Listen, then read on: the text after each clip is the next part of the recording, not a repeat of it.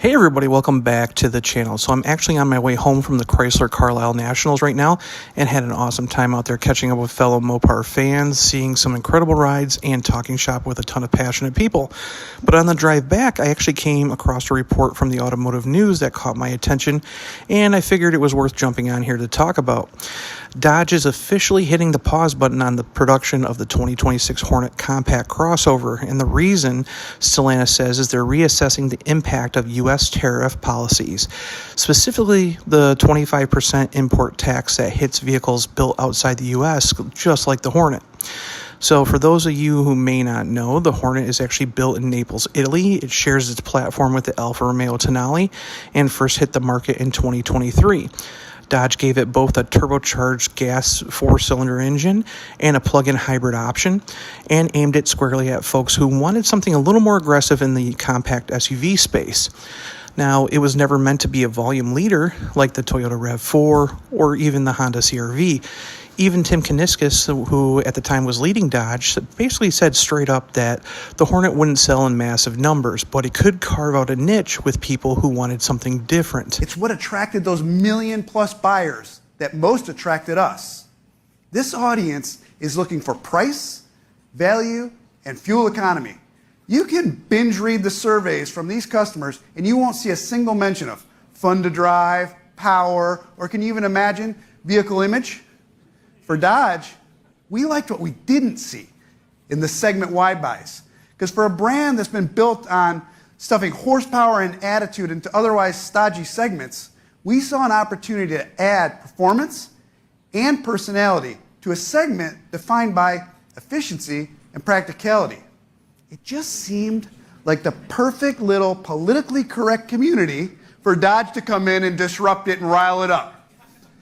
Because this community is made of a younger generation that's fueling the growth of this historically vanilla segment. And we know who these shoppers are. Well, at least ones that are kind of like them, because Dodge has the youngest demographic in the industry. So we have tons of them. And we know there's a lot of members in there standing on the side with a hunger to stand out and stand apart, but with some performance and some style. And that's where Hornet comes in to give them a new choice, a new gateway.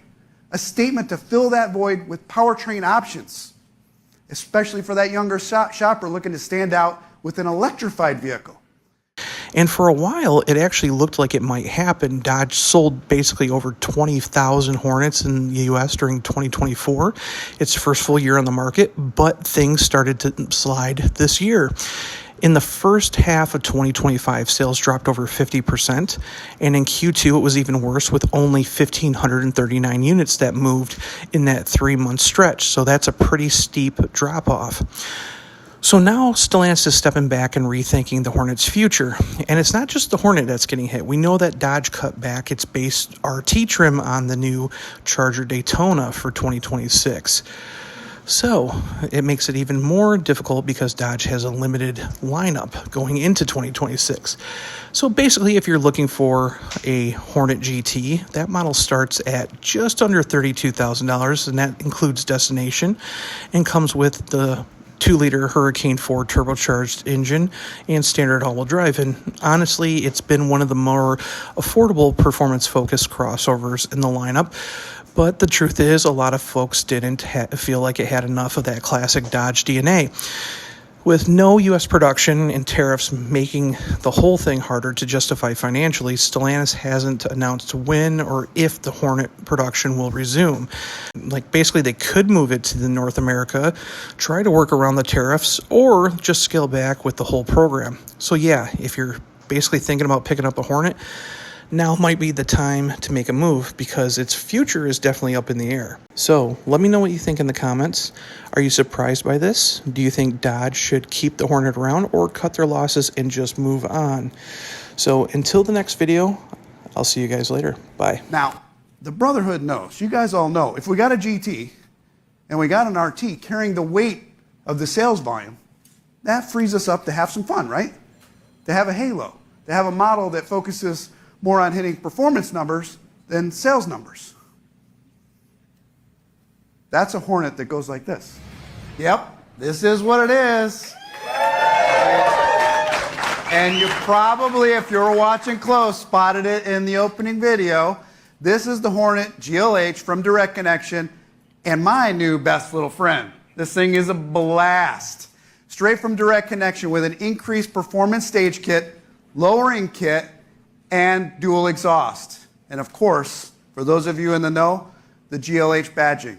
This badge last appeared on a production car in 1990, and it came to stand for more than goes like hell. It came to stand for little fish eating big ones for lunch at stoplights across America. And this car has earned the right to wear that badge. The final numbers, not yet approved, but I will commit to you, and you're all going to hold it to me, the power to weight ratio of this is better than the original GLH. And you can do the math. It's twice the size, twice the weight. This Hornet's going to deliver more torque than 2 of the original Shelby modified GLHs.